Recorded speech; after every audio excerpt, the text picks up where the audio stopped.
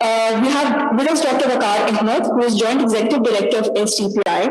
His research work on inclusive growth, trade, public finance, and sustainable development has been published extensively and serves in advisory capacity at many national, regional, and international institutions. We also have with us Dr. Fariha, who is Research Fellow at STPI. She has 11 years of work experience where for 7 years she has worked in the commercial and Islamic banking and learning sector of Pakistan.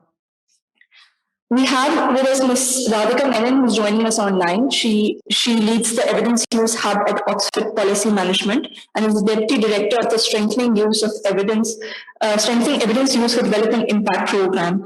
She has over a decade of experience working on evidence-informed decision-making in multiple sectors. We have with us Ms. Alia Hamza Malik, who will be joining us in a bit as well. She is a member of the National Assembly since 2018. Currently, she is Parliamentary Secretary for Textile, Commerce, Industries and Production and Board of Investment. Lastly, we have Mr. Harun Sharif joining us online as well. He is an economist who has served as a Minister of State and Chairman Board of Investment.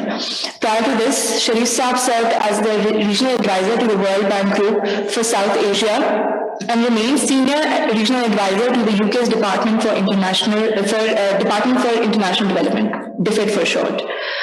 So without further ado, I'm going to move on to the welcome remarks and the technical presentations. So first, I'll just request Dr. Waqar Ahmed to give the welcome remarks and then proceed to the technical presentation that he has. Thank you.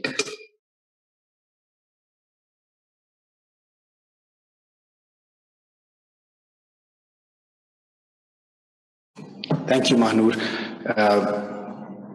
Welcome, ladies and gentlemen. I think it's really a pleasure to see many of you here. Once again, after a long time, I see many of you have been part of this program, this effort. We have, of course, worked together. But I also see some new faces. So in the interest of just introducing this subject, strengthening evidence use for policy making is something which, of course, I think institutions were sitting on the table as well as otherwise have been pursuing for quite some time. But SEDI gave the opportunity to actually bring all these institutions together and work as a consortium towards exploring the role of evidence in policy making across diverse sectors. And SEDI has been operational until recently in Pakistan, Uganda, and Ghana. We, of course, saw some changing priorities amid COVID, due to which the work on SEDI slowed down. But, of course, there are learnings from this program that we are here to draw today and take them forward, given the core capacities, capabilities of the institutions who have been involved. In Pakistan, the SEDI consortium was led by the Oxford Policy Management, and as Mahnur said, we will have our colleague Radhika talk about this online in a moment. But we've also had two other partners, very esteemed partners, which include Tabad Lab and Spark. And of course, with these partners, we have tried to put forward a very comprehensive political economy analysis study today, which is, of course, with you and can also be accessed online on STPI's website. Now, I think just to start with STPI's own presentation, the way, of course, the division of labor was done, that we had STPI looking into the political economy of evidence in economic policy making. We had Tabad Lab looking into the same subject, but for education and skills sector, and we had Spark looking into, again, the same subject, but for child labor. And of course, Amjad Saab has helped that cause here. And I thought that we'll just kick off with a very brief presentation on STPI's work. And not going into too much detail, given that you will have the report with you, which can be studied and will be available to answer any queries. But largely just wanted to take you through the intent to improve data and evidence systems as they exist in today's government setup, and then maybe try to deep dive into trade-related policy making out of all the other areas within the economic management. Of course, those includes BFM, taxation, energy, but we have just taken a case study of trade-related policy making and then tried to see the evidence ecosystem in the trade sector, and then also propose some entry points for evidence use interventions. So let me just start with a brief footnote that while, yes, SEDI may be nearing its end, but the entry points for evidence use, which the three institutions would offer over here, those are really very current and something which are derived from our consultations with the government partners. And I'm sure that all the institutions represented over here would, of course, love to take some of these recommendations on entry points forward with the government. A bit on the problem statement, that how we started with studying the role of evidence in economic policy making. And we thought that economic policy making has over time become fragmented, and it was necessary to prioritize it and see it as a subject through a whole of the government lens.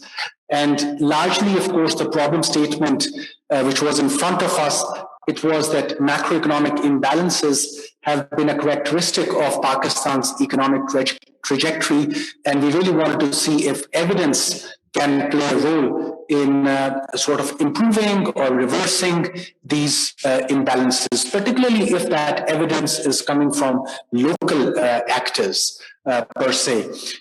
We have seen, of course, that this problem statement was set in pre-COVID days, but as the statistics now shows that amid pandemic, things, of course, changed very quickly. Last year was extremely difficult with a negative GDP growth, sort of high risks of inflation and expected inflation, reduced government revenues, and pressures on the external account. While Pakistan has come out, but the talk with regards to macroeconomic imbalances still surfaces quite often. And I think amid the pandemic, one really saw an intent at the government level to improve the data and evidence systems. We have Mr. Haroon Sharif Saab with us. We'll have him talk more about this. And at that point, if we recall, in the pre-COVID time, the IMF program came up with, of course, a policy agenda which supported evidence-based policy making. In fact, made a very strong case for it. There was high-level official interest in improving Pakistan's ranking and ease of doing business and trading across borders. Government launched Pakistan Regulatory Modernization Initiative, again, a very evidence-based efforts which focuses on improving firm-level competitiveness. And there was a general push towards seeing the role of technology and how it can lead to reducing barriers to trade through automation, rationalization, or elimination of perhaps the obsolete regulation. We also see that this intent did not exist in all the sectors. So while yes, some sectors were willing to look into the evidence which was pouring in during COVID times, and there was a push by international development partners as well, but we needed a criteria to actually see that which sectors were actually open towards or more receptive towards testing and experimenting evidence use interventions. And within these areas, trade and trade-related investment regime within the overall economic policy management sphere offered the most meaningful room for informed experimentation and learning. Of course, we did study the public finance management space, we studied the taxation space, we studied the energy space. In all these sectors, we found that in a COVID year, things were really in a firefighting, reactive mode, and time for reflection or experimentation was fairly less. While this wasn't the case in the trade sector, where you had greater openness to work on evidence-use interventions. We also, of course, saw that apart from the greater readiness at the government level, the trade regime had greater linkages with international commitments which Pakistan has made in agreements such as the GSP or other market preferences. We also have trade-related departments which have stated intent to address social inclusion considerations, including, for example, improvements to labor market, improvements to environmental standards, etc. And there was readiness of non-government local actors as well to work in this direction, most notably the private sector or the business associations. And this in a sense strengthened the case to pick up the trade sector within the overall economic management space. We started off our political economy analysis with, of course, the very basic question on who decides on trade policy and regulation.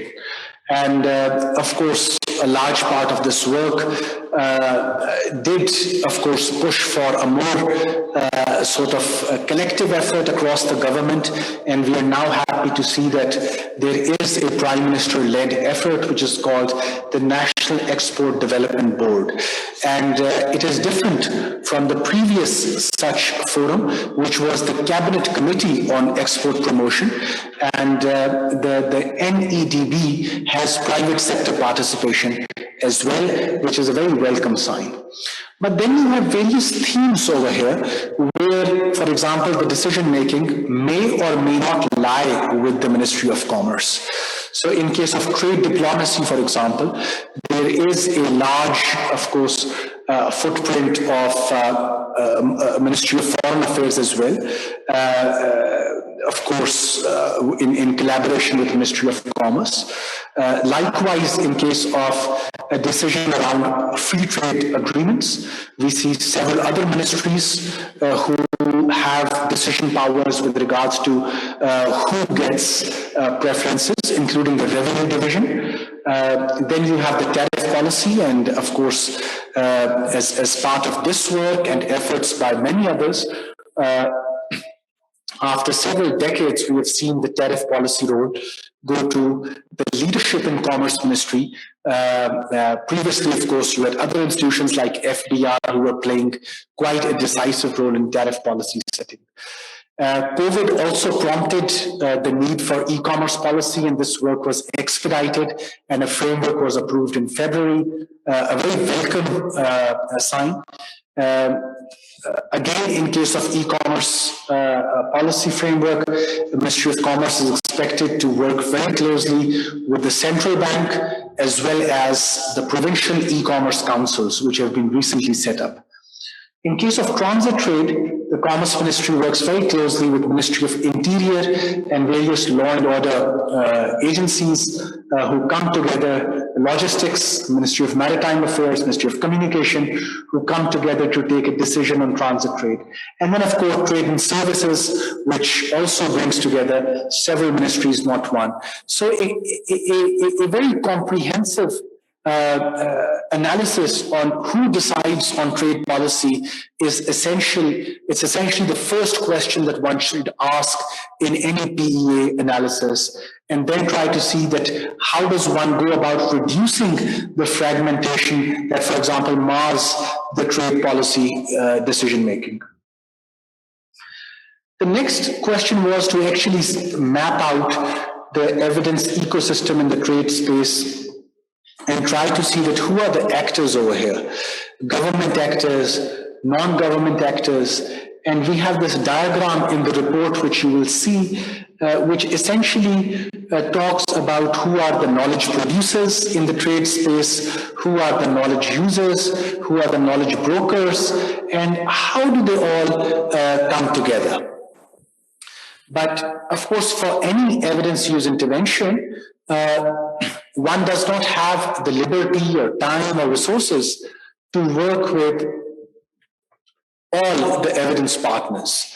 And this brings us to the next question, which is that who is interested in evidence to inform trade policy? Out of all these actors which we have shown, who would be the most interested? And we did this power interest attitude analysis. There could be other ways of doing stakeholder mapping as well. But we did this very basic analysis to bring out the influential active backers who would back this agenda of using deeper levels of evidence for informing trade policy and practice in Pakistan. And we did find that apart from Ministry of Commerce, you had good business associations out there who had interest, who have actually made their own investments in making evidence more comprehensive. And then, of course, you would have some active backers within the government as well, which of course includes the bureaus of statistics, the central bank, the associations or incubators and accelerators of startups, for example, Ministry of Industries and provincial industries departments, for example. And we really hope that this kind of stakeholder mapping would allow the Ministry of Commerce in the coming days to really form a deeper level of consensus around STPF, which is the Strategic Trade Policy Framework, which will be the longer-term vision of export competitiveness in Pakistan. Our next question was that within the ministry that is custodian of the trade policy space, how is evidence generated and used in this sector?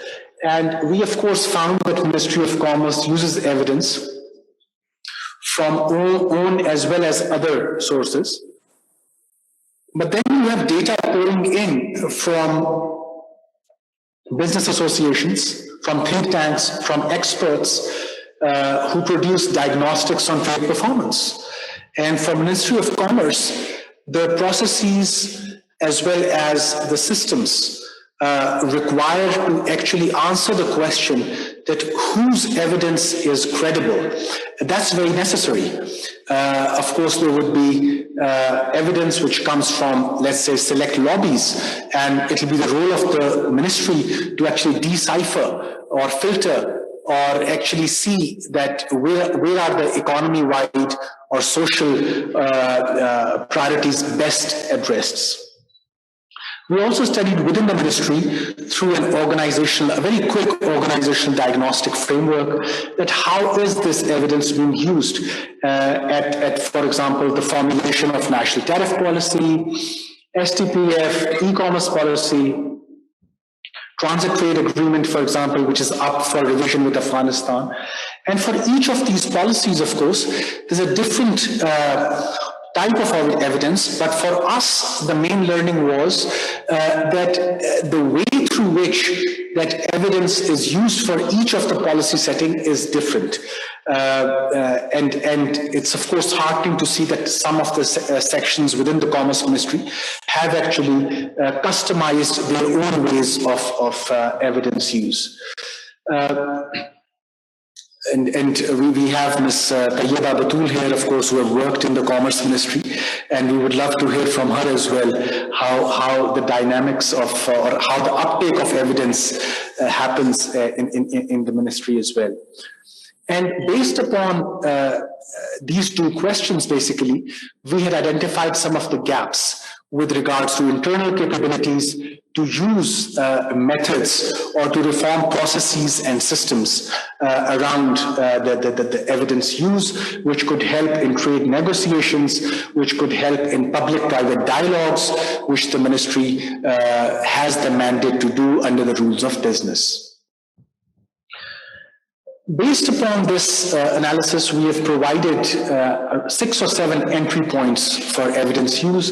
The first one was with regards to addressing the enabling elements for evidence use. Of course, the enabling evidence are the availability and correct use of data, information, intelligence, knowledge information systems, but also regulations that enable the budgets to produce and procure evidence and to build linkages between knowledge producers and knowledge users, which is extremely necessary. In our analysis, we found that data, information, intelligence to a lot of extent did exist, but there was a demand from the ministry to have a better knowledge information systems or knowledge retrieval systems at the ministry when the need arises. We also felt that an ease has to be introduced in the way research is procured or commissioned by the ministry. This is particularly true for rapid analysis or rapid research, which is required by the ministry, and this was a key requirement amid the COVID times. Of course, we also felt, and this is point number 3, that mapping the evidence needs of trade negotiators was something which was missing, and that can be improved. You have trade negotiators who are dealing with APTA, you have those that deal with bilateral trade, you would have those who deal with multilateral agreements like SAFTA. And for each of them, the evidence needs would differ, and a more deeper mapping exercise would help the Commerce Ministry here, or a more deeper diagnostic exercise would help the Commerce Ministry here. The next point is actually, the next entry point is related to that, which is that evidence use at this aggregate level is something which is much more required. For example, is the evidence related to unorganized sector, potential exporters, startup exporters, women-led enterprises? Is that evidence reaching the Commerce Ministry or not? Is there a systematic or a structured system of public-private dialogues with each of these marginalized or periphery sort of actors in the export sphere? And then finally, how can technology help evidence use? We have seen a proliferation of trade portals amid COVID-19, and one would really like to have an evaluation now whether such portals have served the interest or not. My conclusion, of course, is, yes, thank you. My conclusion, of course, is that just 3 big points here. First is that our political economy analysis, or the chapter which was authored by STPI in this report, it advocates that trade sector offers promising possibilities to address problems in evidence ecosystem. And we felt that the collaboration with the Commerce Ministry and its attached departments offers a good opportunity to improve understanding for design and implementation of trade policy. The second big message is that the process of forming the trade policy has the potential to change many other policies, thus necessitating the use of evidence during the entire process of the change.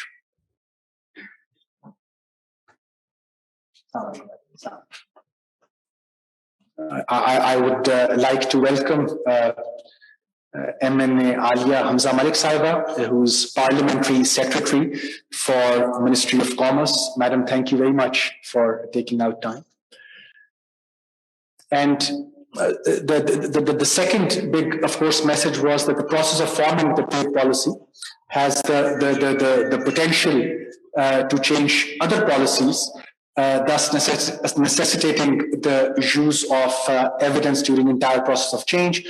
For instance, trade policy will have strong knock-on effect regarding removing of anti-export bias via tariff policy, strengthening the uptake by business community of the already signed trade agreements, and boosting trade diplomacy efforts as well. A third big message was that promotion of evidence use at the Ministry of Commerce will bring about improved social outcomes, which Pakistan needs to comply with if it wishes to remain eligible for preferential trade access, including in the EU and US markets. And of course, we also plan for such access in the Far East, and there are pipeline FTAs with other countries as well.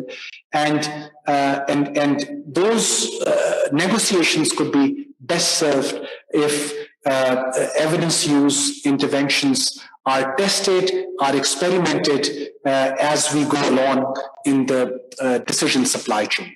So these are the three big messages from this chapter, and I'll give it back to Mahnur. Thank you very much.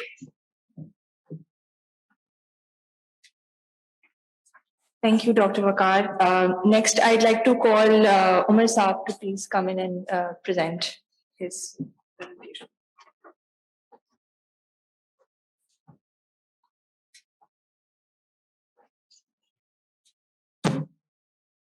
Thank you, Manu. Welcome, everyone. It's great to be here. This report launch brings back some very fond memories from pre-COVID times when we could interact a lot more freely and sit in STPI conference rooms for days working on this. Dr. Saab has set a very interesting context in terms of how evidence could be used in some of the economic decision-making in Pakistan. When we were thinking about the topic that was introduced as part of this project, which was education pathways into employment, we explored the entire education landscape, primary and formal education, technical and vocational, tertiary, non-formal. And it was a hard choice to think about one area to focus on. And what we decided was that skills offers a very interesting avenue of analysis and insights into how we could integrate evidence into better employment pathways. The reason for choosing skills is rested basically on Pakistan's unique demographic. If you look at Pakistan's population, we're the 5th youngest population in the world, where approximately 60% of our population is between 15 and 33. But what is even more interesting is that the median age is 23, which basically signifies to the availability and the opportunity that lies for a very young, energetic population and the vast potential that developing and grooming this population offers. Now, what is really important is how we look at converting this opportunity of having a youth bulge and a demographic dividend, which is going to start to decline with every coming year, and really channel this into a productive workforce for Pakistan, which can help both the social and economic progression that we much need. In terms of why skills becomes really important is the outcomes that we see in formal and traditional education channels. We've seen that formal schooling hasn't really been able to deliver what it should have. This is evident by a large out-of-school children in Pakistan. This number, while it has been decreasing over the years, we still have 19 million plus out-of-school children in Pakistan. And this is between the age of 5 and 16. It's a constitutional obligation for us to be able to provide free education to this age group, but we haven't been able to. The progression from primary to middle and middle to secondary and then to tertiary is significantly low compared to regional peers or from objective standards. Where approximately 7 to 8% of the student population that actually makes it into the education system eventually transitions into tertiary or higher education. On the employment side, our overall labor force participation is low. It is particularly low for females, and that is a huge challenge for an economy of ours where we have a fairly balanced split between males and females. The skills base and the quality of skilling and the corresponding opportunities that are available to people who've been through the skills training setup is particularly low, both locally and internationally. A very small number that points towards this is that 32% of our labor force has not even completed secondary schooling. So with a base of population that's large and growing, and a skill base that is low and poor and could be much better, this offers a very unique possibility set in terms of really pushing our progress on SDGs in general, but more specifically SDG 1, which is no poverty, SDG 5, which is gender equality, and SDG 8, which is decent employment and economic growth.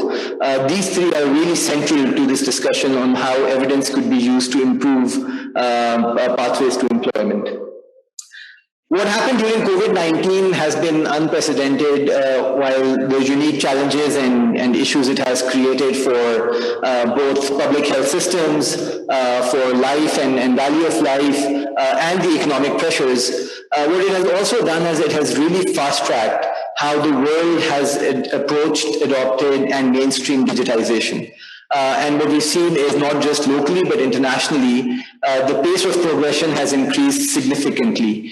Now, while that offers a lot of unique and interesting opportunities for Pakistan to explore, there is a downside. And this rapid digitization has caught countries like Pakistan off guard, where the gaps and the potential exclusion from a rapidly digitizing environment could be very significant in terms of challenges. So the groups and the population segments that were ready have taken a leap and progressed much faster. But the ones that weren't ready or enabled from a digital readiness perspective or digital literacy perspective stand to lose a lot, both in terms of economic, social, and other aspects.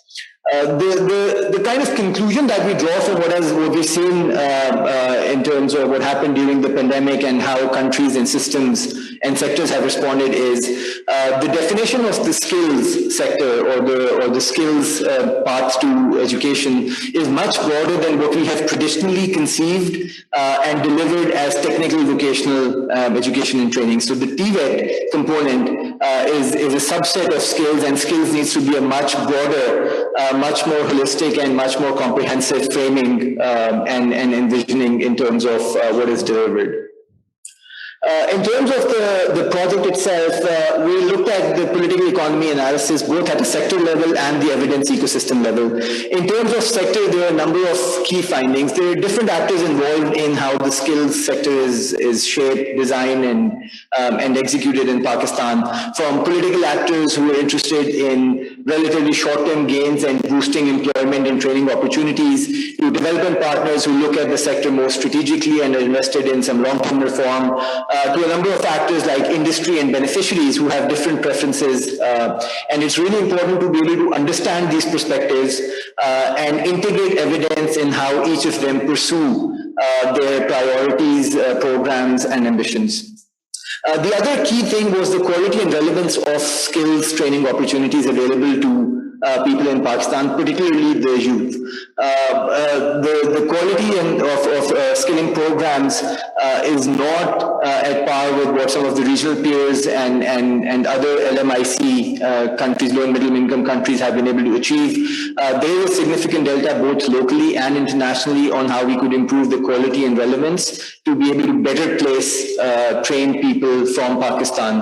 The third and really important aspect again is the positioning and perception of TVET, where it's generally treated as a secondary or an inferior stream compared to formal education. And what we've seen from some of the global trends, especially in the technology sector, is that this is a fast changing environment, and a lot of preconceived dispositions like skilling being less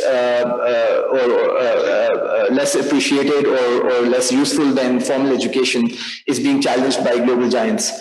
So the positioning and perception of the TVET sector is another challenge that could be addressed. The roles and responsibilities of the sector from an execution and policy perspective are split between federal and provincial, and there is varying capacity between each of the provinces. While prioritization can be something under the 18th Amendment that provinces take ownership of, there has to be some work on making sure that each of the provinces are enabled and capable of being able to manage the TVET programs in a more consistent and coherent way across the board. And then the regulation and enforcement is another area which requires and generates a lot of evidence, which can help players improve quality and force regulators and stakeholders and apex agencies to monitor, and loops back to the quality argument where the quality can be improved through better design and enforcement. On the evidence ecosystem side, there is a predominant focus on administrative data for the skills sector, where we're interested in aggregates and numbers that help us understand the scale and volume, but there is limited availability of quality of learning skills and receptiveness of what is being taught in these programs. There is some focus on experimental and rigorous techniques to evaluate the interventions and what kind of impact they have, and that needs to be mainstreamed and aligned with how these evaluation and experimental cycles could be better aligned with policy cycles. So results and evidence from these interventions should be available to policymakers at different tiers and allow them to be able to integrate these findings and pieces of evidence in how they design, perceive, and deliver programs for better skills outcomes. The National Skills Information System is a strong starting point, which has been developed to address some of these challenges, and a lot more could be done there in terms of how robustly it's populated with data, how effectively it's used by different stakeholders, and more importantly, how outcomes and tracking outcomes could be embedded in this system. One of the key findings that we had was there's a lot of external to the system support from development partners and other agencies in supporting the development of these systems and promoting and pushing the use of evidence. But the limited number of actors who produce and eventually consume evidence in the skills sector leaves a lot of room for more focus on how robust and quantitative and qualitative evidence could lead to better design and execution. Now, the key question that we wanted to focus on was, where should evidence be used? How should it be used? What is primarily the purpose or the existential reasons for increasing and focusing on mainstreaming use of evidence? And the unanimous answer to that was better outcomes, better employment opportunities, improved pathways that lead segments and cohorts who haven't been able to complete schooling, who have never been to school, who haven't been to programs that have enabled them thus far, and lead them to pathways both internationally and locally. To conclude, in terms of entry points for the program and the key focus that could be a strong anchor for the use of evidence was to integrate this in the government's predominant focus on youth development. There are a number of programs at the federal and the provincial level, Kamyab Jawan, the National Skills for All strategy. They've all identified and are moving towards really important areas in terms of how the youth engages with more productive opportunities, how some of these opportunities are converted, how evidence could be mainstreamed in better design, implementation, and monitoring of these systems. One of the really important aspects is how to use evidence to bring more coherence in the different initiatives being managed and executed by different stakeholders within the public and the private sector. And it's really important to be able to draw synergies between the different sectors, like the Digital Pakistan Initiative, the e-commerce policy and planning that Dr. Waqar talked about, regional connectivity, how some of the Asas programs are going to be focusing on this. Evidence across and cutting through all of these would be really important. The core finding from the last year and a half of living through COVID-19 is digital is essential. And it's really hard for us to imagine a future where digital is not at the forefront of any skilling, discussion, agenda, programs, or implementation.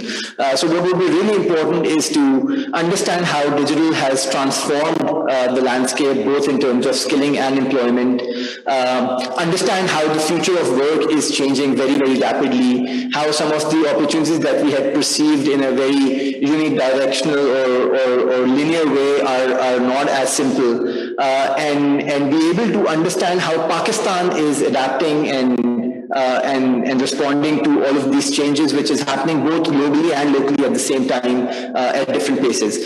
So integrating evidence into how we develop and train a future-proof labor force, how that labor force can contribute towards Pakistan becoming a knowledge economy, and the role of evidence as a central guiding force in all of this is what we think would be really important for Pakistan to make this transition. Thank you so much. I will hand back to Manur, hopefully in time, and move to the next part. Thank you, Manur. Thank you, Umar. Next, I'd like to call Amjad Saab to present, please.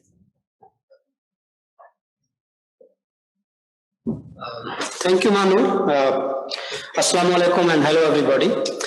I think it's so unfortunate that at the juncture of 1921, which has been declared as an international year to end child labor, and of course we have already committed through SDGs, particularly goal 8.7, that we are going to eliminate child labor in all its form by 2025, which seems a far cry.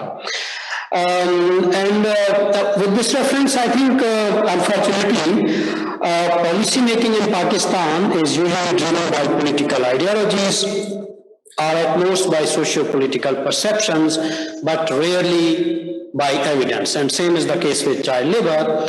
Since 1990s, although we have come a relatively long way, but Pakistan comes from denial of the existence of child labor to, of course, accusation of NGOs, particularly NGOs and media, that they play up the number of child labor, etc., and affecting our economy. We have now accepted it, but allow me to say that quite reluctantly, that child labor is there. But how much, what's the number, and which area it comes from, etc., is not very clear. Let's say Pakistan Labour Force Survey 2017 and 2018 says that there is almost 12 to 13 million children are engaged in child labor, and nearly 47% of our population is below 18, out of which 13.7% aging 10 to 17 years age are occupied in multiple forms of child labor, including the worst forms of child labor. And 5.4% of the children aging 10 to 17 are occupied in hazardous tasks, one or another forms. And domestic child labor is still a mystery. We have no idea how much number, particularly girls, and in which areas do they come from, how many houses they are working in, and the general excuse that comes through that it's a private arena of household and how can one enter into and identify how many girl children, what's their age, are working in how many households and urban areas, or let's say suburban areas and similar. Child labor, of course, survey is still in process in the provinces and territories, all the 4 provinces and territories, that is Gilgit-Baltistan, formerly FATA, and Kashmir is still in process, but we have no idea how much is the number. Unfortunately, no classified data is available with us. Adolescent and of course the children below the age of 14, and in rural areas, urban areas, suburban areas, agriculture, herding, fishing. It is generally believed that 2/3 of the children are engaged in child labor, and whenever we speak of child labor, usually we speak of child labor engaged in different establishment, enterprises, workshops, or hospitality industries in urban areas. while there is a serious need to collect data so that we can move towards appropriate and adaptable policy formulations. Presumably, child labor has been increasing during the COVID-19 because there is evidence from several other countries, and of course evidence has been collected in Pakistan, but very small, limited, NGO driven or NGO organized certain researches, but at the national level we have no idea how many children have fallen victim to the child labor during the COVID-19, which sector, and of course which schools particularly, the public schools or the low-cost private schools or madrasa. The data is once again silent on that count, so that we can proceed towards effective policy formulation.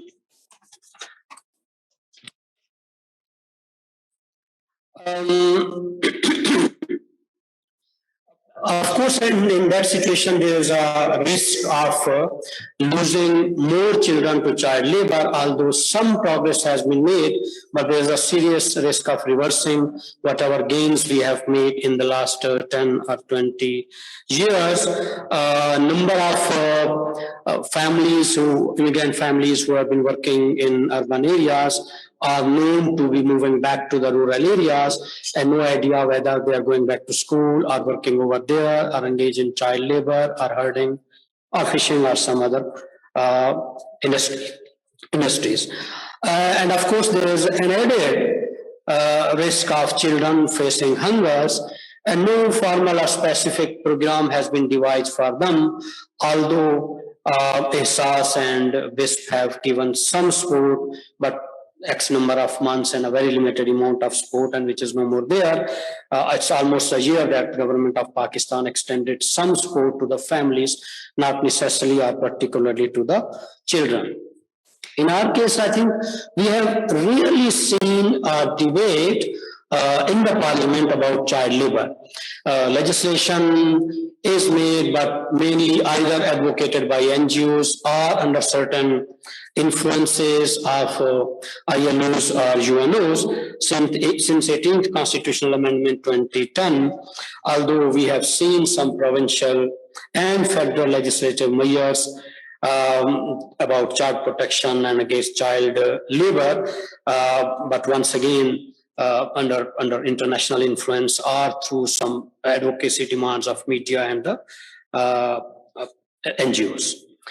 Punjab is the only province which has come up with domestic child labor legislation, but once again it prohibits child labor and below 15 and allows light work and part-time work for other persons under 15. And Khyber Pakhtunkhwa is the very first and perhaps the only province so far which has adopted child protection policy. Once again, let me say that without any particular evidence, it's in a way not a comprehensive policy, but it's the only province which has devised its child labor policy. Generally, it is widely believed that child labor is the product of poverty and helps the poor parents to have some additional income. But it is also known, researches have been collected and data has been collected from other countries, that it also causes intergenerational poverty. And of course, a recent evidence by ILO and UNICEF studies suggests that when poverty grows 1%, child labor goes up to 9%. But in case of Pakistan, we haven't got any evidence. And its correlation with population growth has rarely been spoken about. And we also know that uneducated, unhealthy working boys and girls might become a burden on the economy when they grow up. And relatively, if the state takes the responsibility of universal health, universal education, and universal social protection, I think it can contribute towards the development of our economy than the child labor or the children themselves may contribute. Of course, no budget allocation is made for any programs for the elimination of child labor on part of the government. Whatever programs are there that we see, either with the support of UNICEF or ILO or certain NGOs. There is a serious lack of intergovernmental and inter-sectoral cooperation, and of course it's true in case of child labor as well. Of course, and it affects effective policy making in other sectors, and in this case child labor, and certainly there is a need to bridge this interconnectivity gap and fill out evidence gaps. And particularly with reference to the private sector, supply chains, as children are employed in formal and informal economy in Pakistan and family enterprises as well. Once again, there is an evidence gap and we haven't got any specific data. And through data, Pakistan, if the particular data is specific data is available, Pakistan can adopt effective approaches as well as effective theory of change. How can we eliminate child labor? Pakistan is one of the first few countries who has committed SDGs, including Goal 8.7, that they will eliminate child labor in 2025, but it does not seem possible at present situation. Pakistan seriously needs to work in partnership with sweatshops, supply chains, petty businesses, workshops, and hospitality industries, family enterprises, and without knowing how much child labor is engaged, where and how much they are paid and what kind of exploitation happens, everything else is either perceptual or it is known through newspaper reports or certain reports generated by the NGOs or CSOs. When policies, in this case, are usually found without data, it becomes very difficult for government or relative labor institutions or labor inspectorate to bring forth any transparency or hold the responsible entities to account. While collecting evidence, I think once again, girls and boys should be the center of the proposed policies and be allowed to exercise their own agency. I mean, what is their own experience? How do they understand about this whole situation? How can the government or respective institution can help them to come out of the policy? And as we know that children belong to schools, not to the workplace. So this is the overall situation that we have seen with respect to child labor. Much of that is perceptual, or that we can accumulate from different information collected in bits and pieces from NGO-oriented work or some newspaper reports. There is a serious lack of comprehensive policy making because there is a lack of comprehensive data around.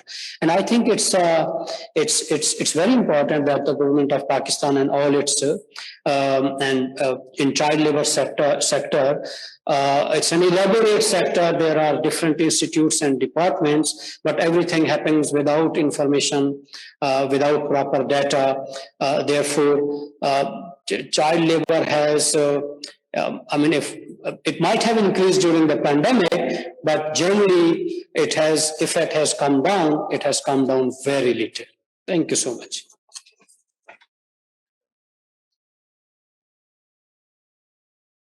Thank you, Amjad Saab.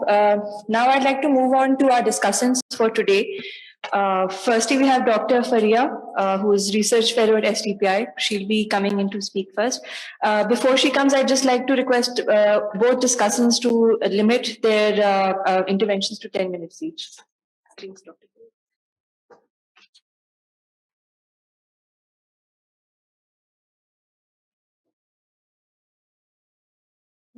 presentation.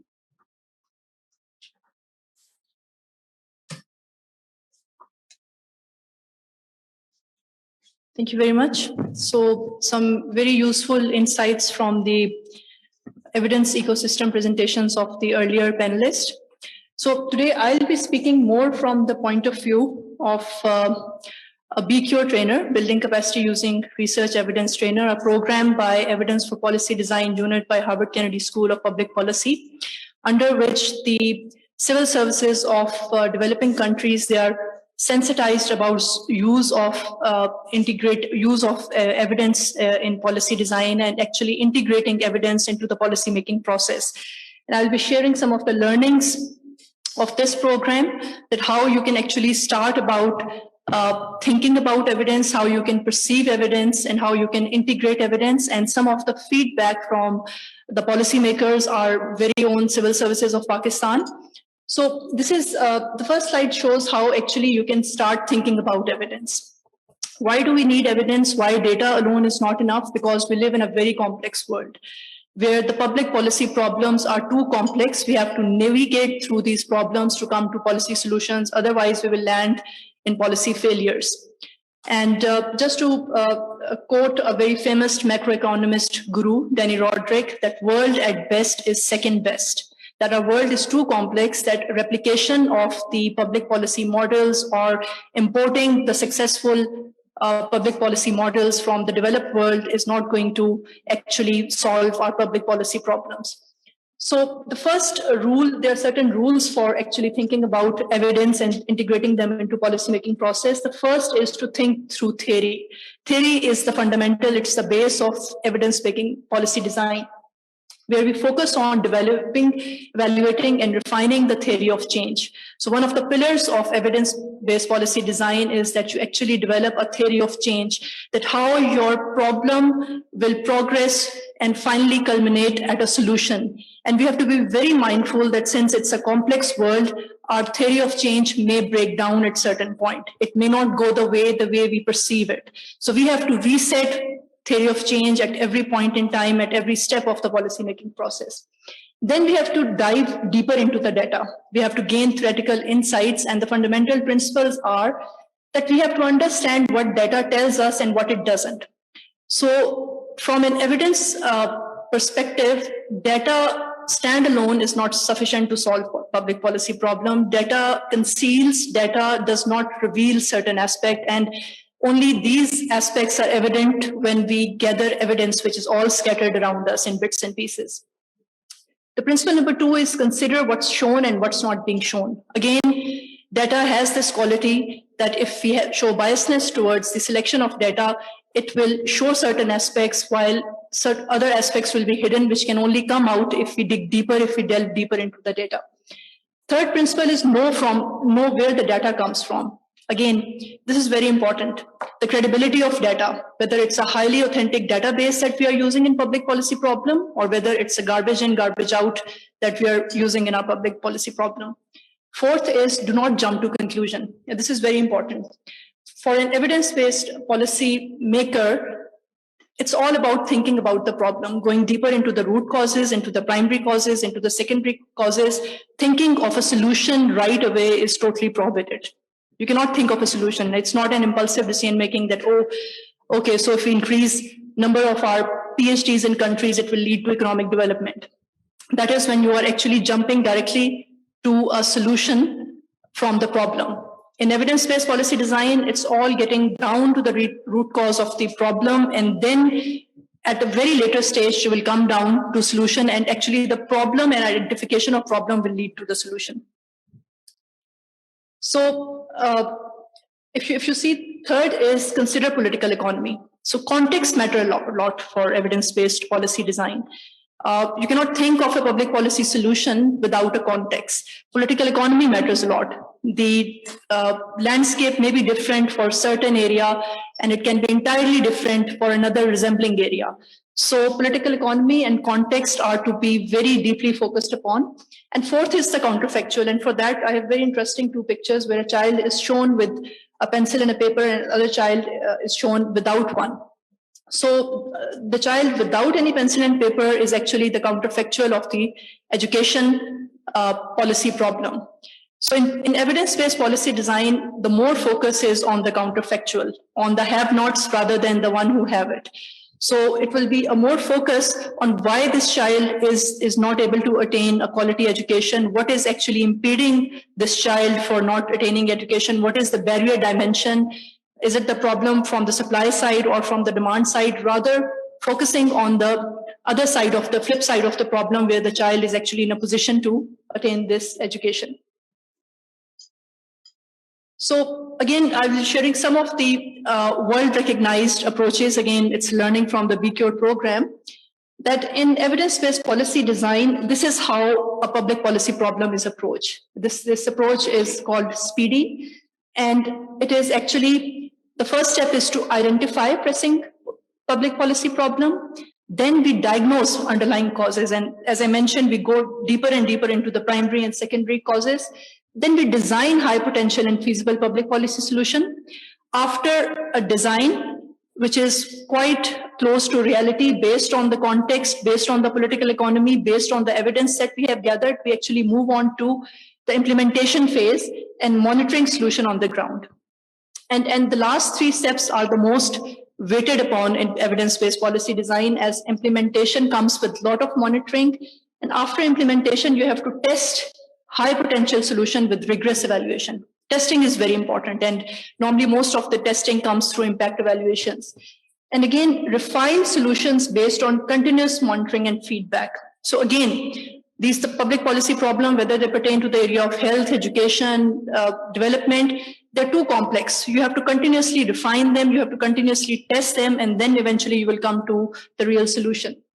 So that is actually a structured approach for systematic research and policy, and needs localized contextual research and solution. Another aspect, so if you can see that evidence-based policy design is actually a framework. It's a totally a mindset that needs to be embedded. It's a system that needs to be institutionalized. It's not that a policymaker gets up one fine day and says impulsively that, oh, I will apply evidence-based policymaking to this particular project. It's not workable in this manner. It has to be institutionalized, where the policymaker has a know-how of evidence, he or she believes in the concept of evidence, and he's aware of the tools how to apply it, and he's patient enough, and the institution is patient enough to wait for the precise results and solution. So if you see, this is very important. And again, if you see that public policy problem, they're not like based on data. They do not exist in a standalone perspective. So for any public policy problem, if you look at from an evidence perspective, this paradigm is very important. Like, it has to be technically correct. Whatever you have thought about a program, it has to be technically correct. It has to be politically supportable, and it has to be organizationally implementable. So if any of these circles, they are out of alignment, it's going to lead to a public policy failure or a public policy collapse. It's not about what we need right now, what the data says that we need this amount of development. It's about how the entire paradigm is working holistically in total. So just to give you an example, allow me to give you an example of sustainable development goals. So sustainable development goals are technically correct. Of course, we need all these goals and indicators in all these 17 areas to solve developing countries' problem. They are globally recognized as a good solution for development framework. They're politically supportable. The government of Pakistan is signatory to sustainable development goals, and it's showing all the zeal and energy to pursue them.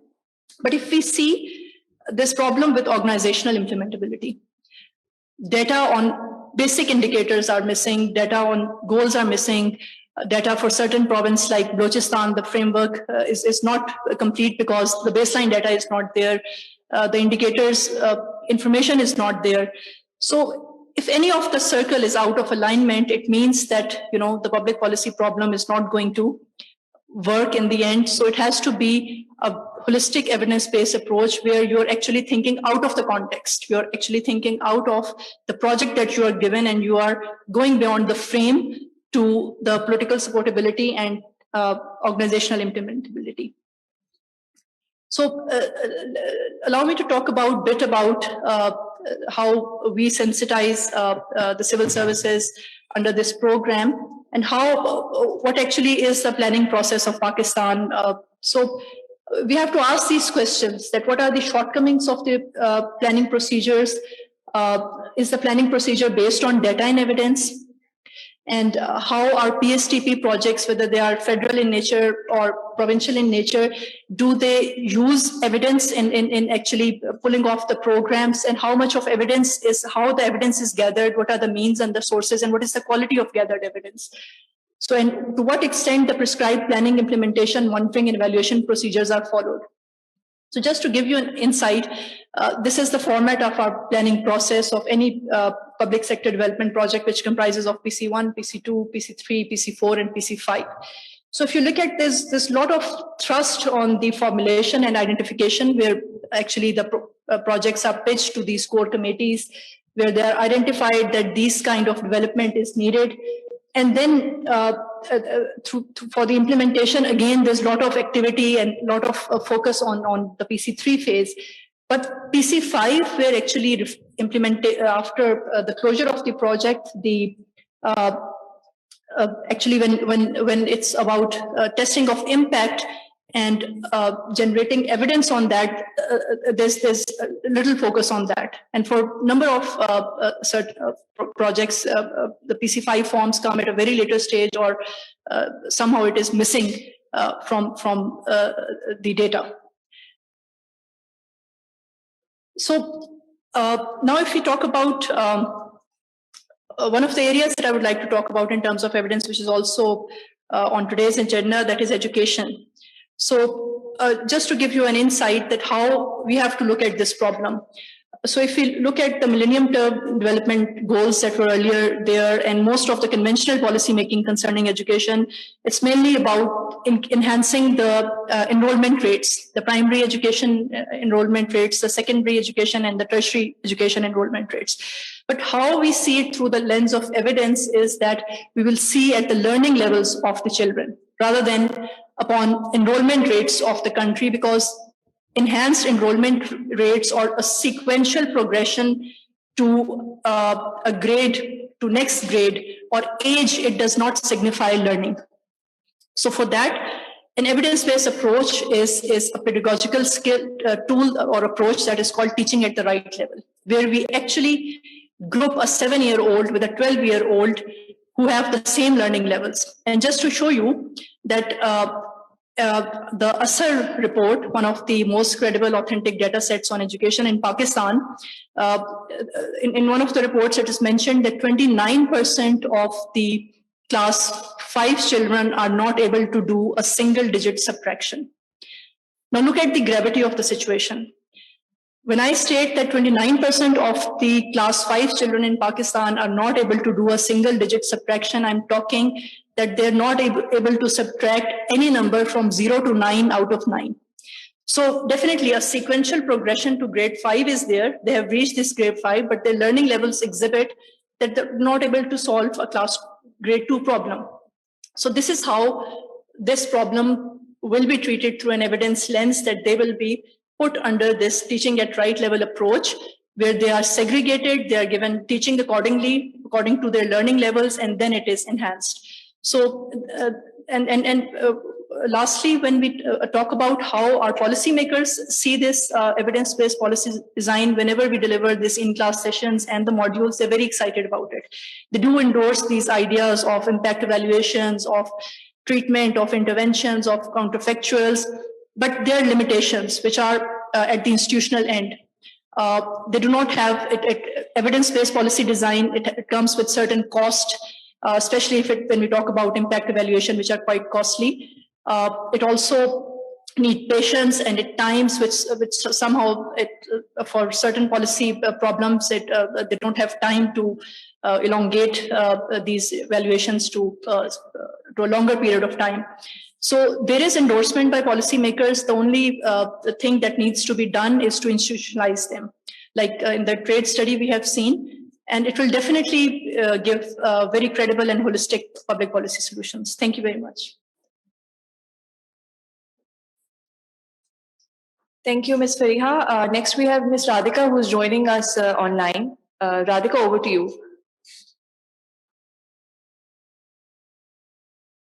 Thanks very much, Manu. It's a pleasure to be here. Manu, may I ask you to switch off the mic there? It's causing feedback.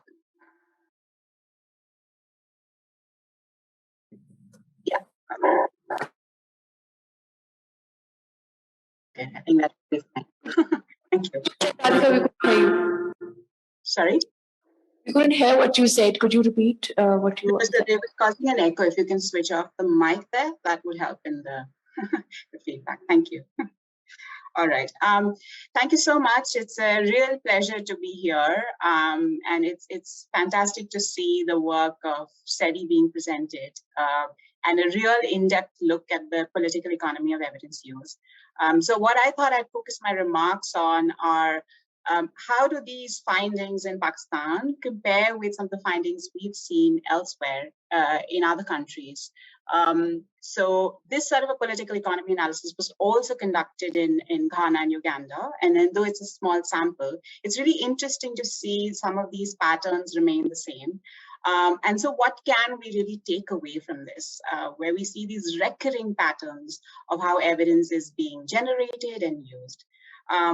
So just a few points. I don't have a presentation. So I think one of the things that you see across countries is that you find that the political elite are influencing governance systems, policy making, and they influence it to the extent that even for an issue to get on the policy agenda, it's all in their hands. So it could be religious and cultural groups, it could be big firm owners, it could be lobbies, and this remains the same across countries. And I think in the Pakistan case, you see that really coming out with the child labor sector. And so what is the takeaway for us? The takeaway is that without aligning to political incentives, merely trying to improve capacity or even trying to improve motivation to use evidence will not happen if you don't align with political incentives. Another thing that you notice is that international development partners in all the three countries that we looked at focused on a few sectors. And in Pakistan, you again see that with economic development. So you have familiar peers, the IMF, World Bank, they focus on a few sectors. In Uganda, you had donors focusing on family planning, gender-based violence, issues that are not prioritized by others. In Ghana, similarly, you had the World Bank and IMF focus on public financial management and taxation. So you find that with donors focusing on a few sectors, the evidence ecosystem changes. And there's a question that is often raised, is this sustainable? When donors come and have these projects, is it sustainable? Does it really contribute to developing a very locally owned, strong evidence ecosystem? And this is something, it's a question that we grapple with in Pakistan as well. So as part of this analysis, we also looked at, the extent to which countries have been able to institutionalize evidence use. So what do we mean by that? To what extent it's part of the system? To what extent there are laws, there are policies? So to give you an example, in Uganda, there is a national monitoring and evaluation policy. And the monitoring and evaluation directorate is housed in the office of the Prime Minister. And that makes a difference, the fact that it is housed within the office of the Prime Minister. Again, I know that Pakistan has engaged with similar issues of which agencies and units are autonomous, how are they placed, where they're placed, and how that affects evidence generation, how that affects use. So it's also interesting to see that, again, countries grapple with similar issues. There's duplication of structure, so you have multiple departments producing the same data. There's lack of coordination. But I think the silver lining here is that with institutionalization, with creating these laws and policies and processes, you can be making progress. But there is a need for shifting from just using evidence for the purpose of accountability to actually using evidence for learning. So similarly, there's lots of these laws, there's the SDGs, other international policy frameworks. You see that there is a move to generating more data, but as a panelist before me just said, like, where are the gaps? And we saw that there are gaps, especially in the area of gender equality and social inclusion. How much of this data is actually looking at the drivers of structural inequality, the drivers of inclusion-related issues, and this becomes a common problem. Another issue that has been alluded to in the presentations is looking at organizations. So in SETI, we called it AAA. What does that mean?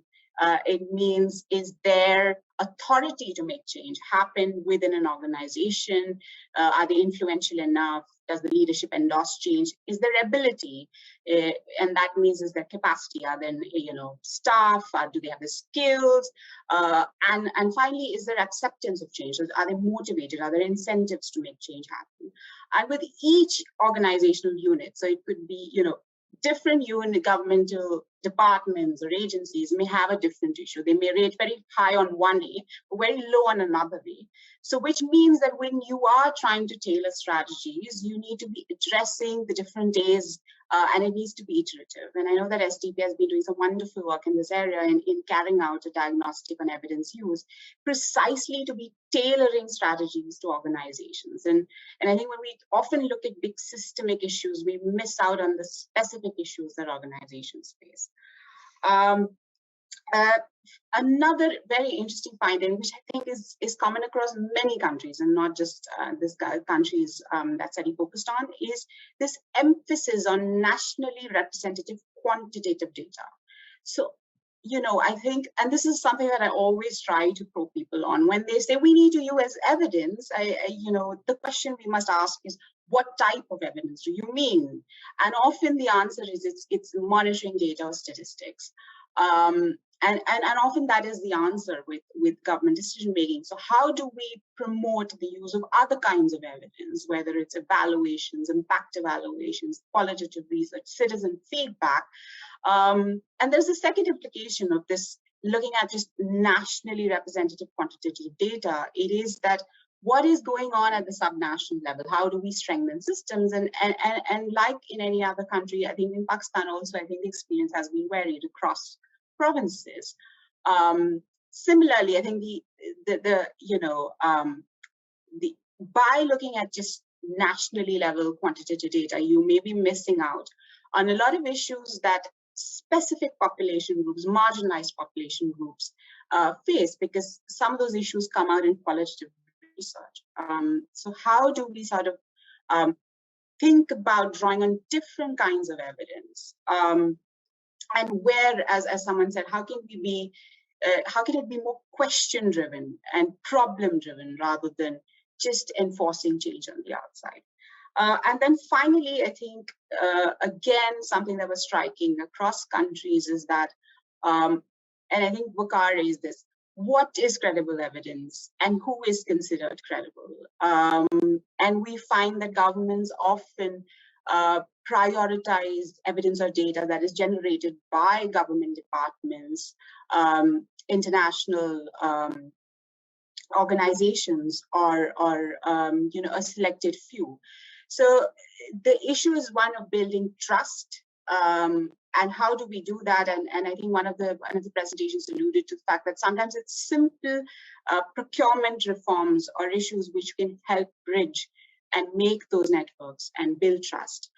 So just in conclusion, I think that this sort of an analysis, we should be thinking about how to integrate this in the work that we do, because it's just not about developing capacity to use evidence. It's about thinking about evidence accessibility, but also thinking about incentives, norms, motivation to use evidence, not just at the individual level, but also at the organization.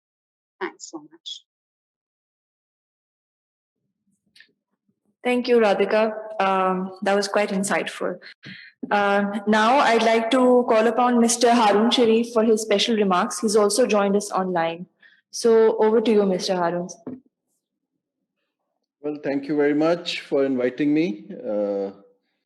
It's a very interesting. I congratulate all the partners who have participated in producing this quite a lengthy report, which I received only yesterday. So I could only see parts of it, and I saw a presentation. And congratulations to Dr. Wakar and Umar in Tabad Lab and other partners. And very good to see Ms. Alia Hamza sitting here from the government side. 3-4 remarks.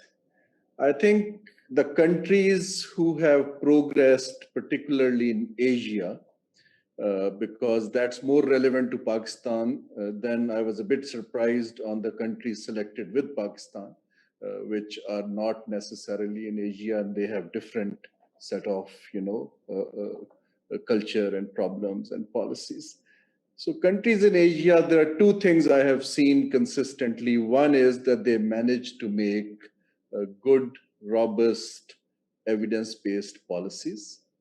But more important thing, which has actually developed, their trust among the rest of the world and within their own country, is that they managed to adjust policies based on evidence and kept them consistent. So there are two messages which I want to give upfront to this debate is that yes, we need a lot of evidence. We need data to support the policy making processes. But the key at the end is that will that translate into a good policy? And policy, by the way, is not a piece of paper anymore. Policy actually is something which is outcome linked. So please ask yourself a question as Wakar has worked on trade policy. Do we really have the outcome-based trade policies which sets targets very clearly based on evidence? And then you basically work backwards that what is needed to achieve that. Policy, if it is a wish list, maybe based on evidence, then perhaps, you will not inspire confidence of the people. So I wanted to upfront make this point that Pakistan, we are growing and we need to sustain our growth. And for that, obviously, everybody knows, all of you know better than me, that what we need is, more investment coming in. Our investment to GDP ratio is 15%. By no, econometric model or forecasting that is sufficient to create opportunities for this size of a country. Our competitors, then I would again say our competitors, when we look at Bangladesh or Vietnam and others, the investment to GDP ratio is in the range of 25% plus. So now the fundamental question is that perhaps, such a useful paper should look at that, the evidence of our peer group, that what they have done right on trade policy and investments and other things, which we are not doing. It's very good to see that report looks at multiple angles of political economy. But if we look at politics, I'm not a politician, but I have been very closely watching politics. So basically politics across the globe is becoming populist, reactive, constituency focused, intuitive. Now, somehow our research or policy thing needs to take into cognizance the realities of life. We talk about short-term nature of politics, we look at that thing, but that is the reality of life. So some of the major, multinationals and large companies in the world, in the private sector, have actually stopped doing long-term policies because, the world is in a flux and the evidence changes very rapidly. So you need to have a flexible policy framework where you can make, adjustments. But I was when I was part of the government system, where I used to get very scared sitting in Economic Coordination Committee and others, that very critical matters would come and there's a word called, the cabinet summary. Now that summary practically is a document which seriously lacks any relevant evidence. So I think when you talk about institutionalization, you start from the high level that at least, people use some evidence, and key decisions which later on proved very fatal politically, like sugar prices, the wheat crisis. If we had done a little bit more research in the beginning rather than rushing it. So these things are live examples. But at a micro level, I did see the politicians' appetite in the PTI government and other governments as well to actually use evidence very productively and immediately. For instance, Vakar mentioned ease of doing business, and we looked very good by taking almost over 30 points, increase in 2 years. So I used a lot of evidence to name and shame people, because I could tell the Prime Minister that an electricity connection takes X days, whereas our competitors do it much, much, better. I could basically use the actual evidence that you cannot register a company in one day, whereas, SECP is claiming. So that's how we tried to push the micro level evidence, and immediate decisions would take. But I would not advise actually that use evidence for naming and shaming of bureaucracy, because at the end of the day, then you will be the victim. So moving from that side, two more messages and then I will stop. I think in terms of Pakistan, the fundamental question, if this kind of work has to take forward, Waqar has looked at macroeconomic imbalances and numbers.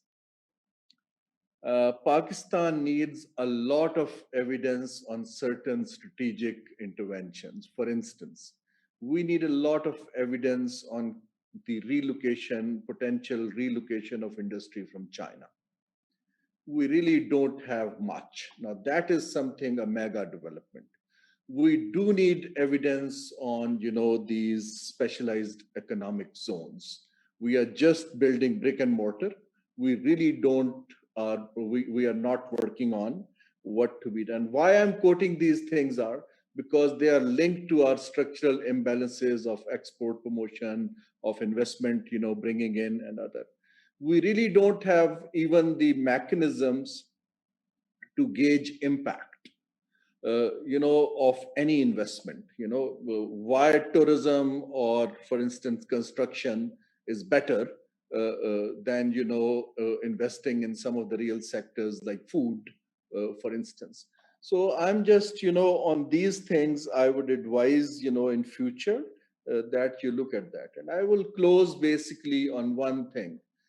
The current structure of, the state institutions, I would humbly actually advise, Alia is sitting there as well.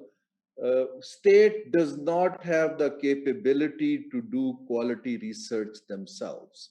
They will never be able to hire quality people. And so there's a change of mindset you need. And I saw it in the UK about 15 years back. Perhaps it's better that you train people that how to outsource research and use it.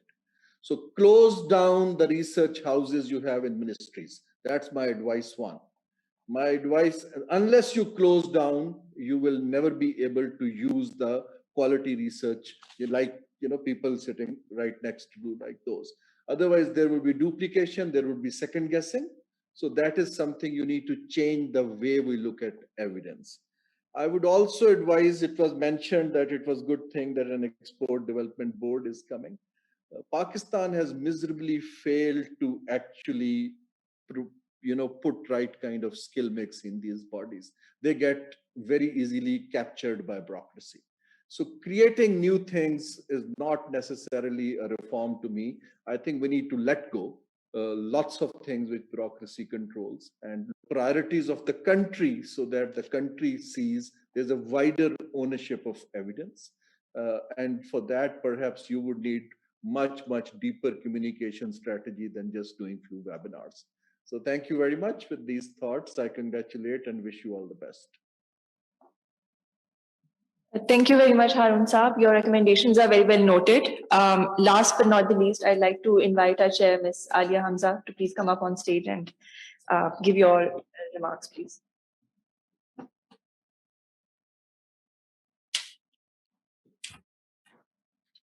Bismillahirrahmanirrahim. It's good evening now, ladies and gentlemen. It's really an honor to be with you on this a very, very interactive session. First of all, I will comment on the two things I've just noted from our honorable panelist here. Amjad Niazi Sahab, I just want to share one thing with you. You talked about the child labor, and there must be a debate in the parliament on the child labor and child protection. I really, yeah. It's not unfortunate. I think so. It should be an honor for you.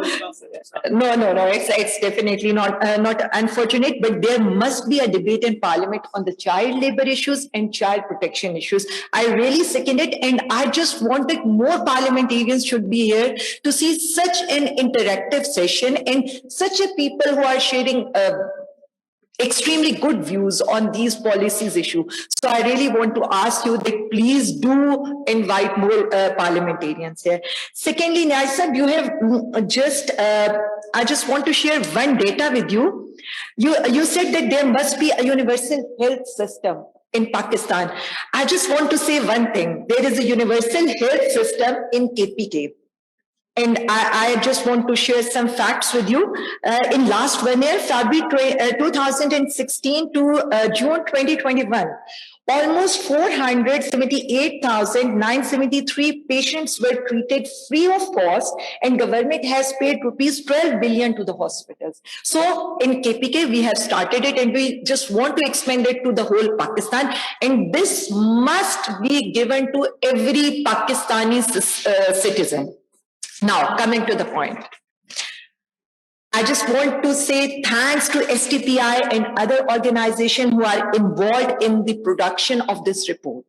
I am highly grateful to FCDO as well as for funding this important work. All I want to say is STPI has come up with a timely and pertinent piece of research, and this institute has time and again proved to be a standard barrier and a reliable partner in development research in this country. So I really want to congratulate you people here.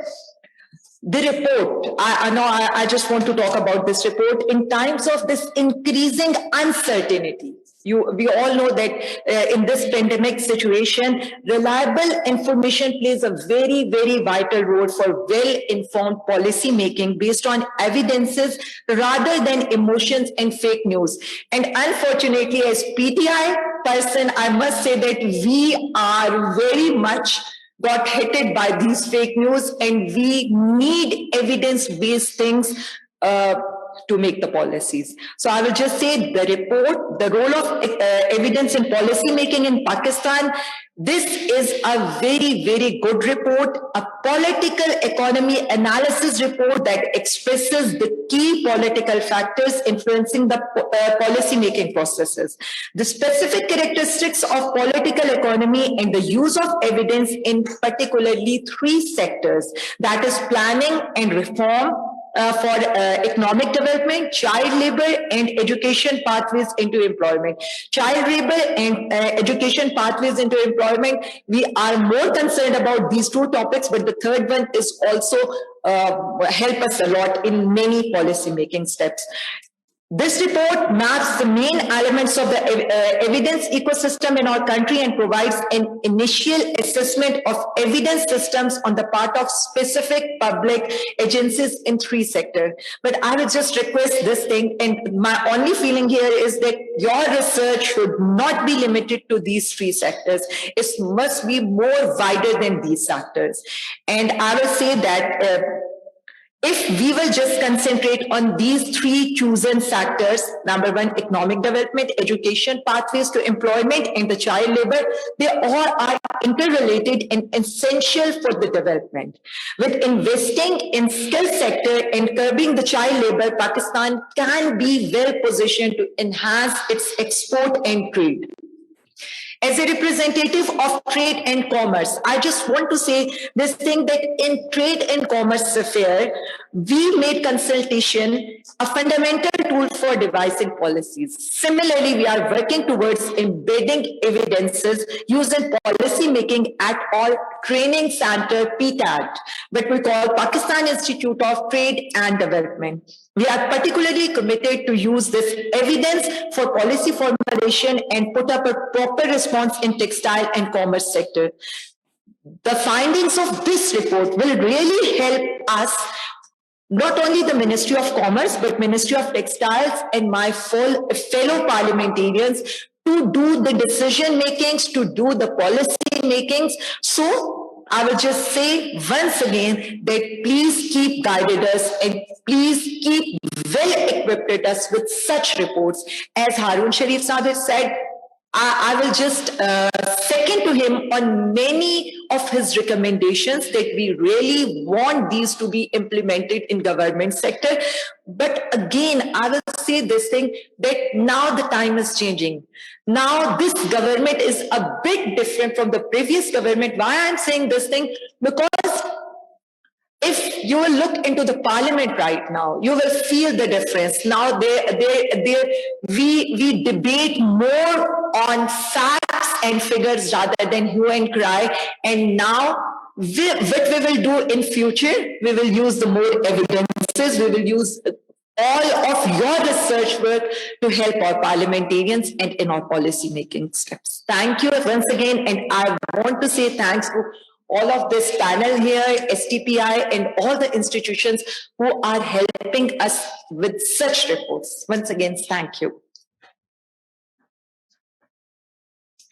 Thank you very much, Ms. Alia. And lastly, I'd just like to call upon Dr. Waqar to please give a vote of thanks.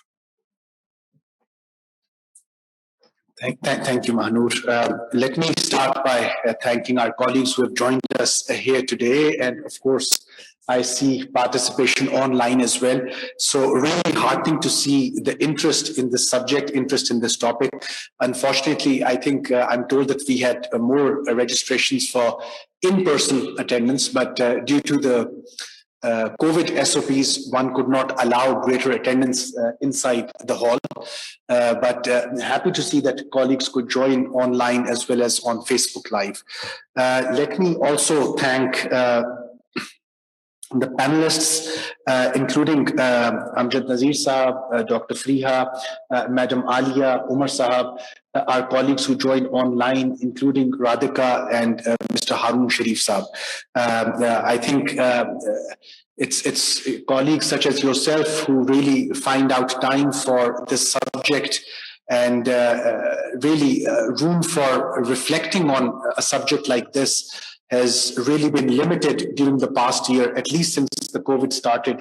And as I had said initially as well, that things have been so much reactive at the policy making level that now it's probably time to take a stock of where we stand, what has worked during the pandemic, what hasn't, and probably change the course with the help of advice which have been given by this esteemed panel, which is over here, as well as those who are online.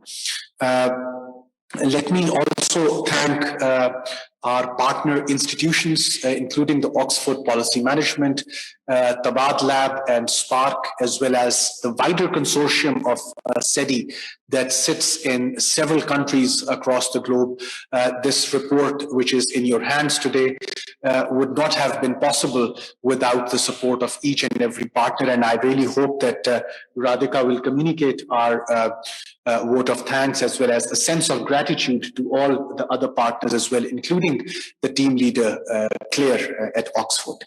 I would also finally like to thank the STPI team for bringing us together under some very challenging circumstances and making this a hybrid meeting where one could meet in person as well as colleagues could join online. So thank you to, I see that Qasim Saab is here, Ahmed, Mahnur, Hassan, our IT team, our admin team, STPI social media team, STTV team. So I think it's been a great team effort which has enabled us to do this.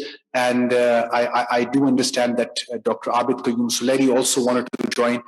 He's actually involved. I think he's currently stuck up in a meeting at Secretariat, and he couldn't join for the vote of thanks. So thank you very much. And I'm told that we have refreshments which are served outside. And for our online participants, I could hope that they will be able to treat themselves at offices or their remote spaces. Thank you very much for joining us. Thank you.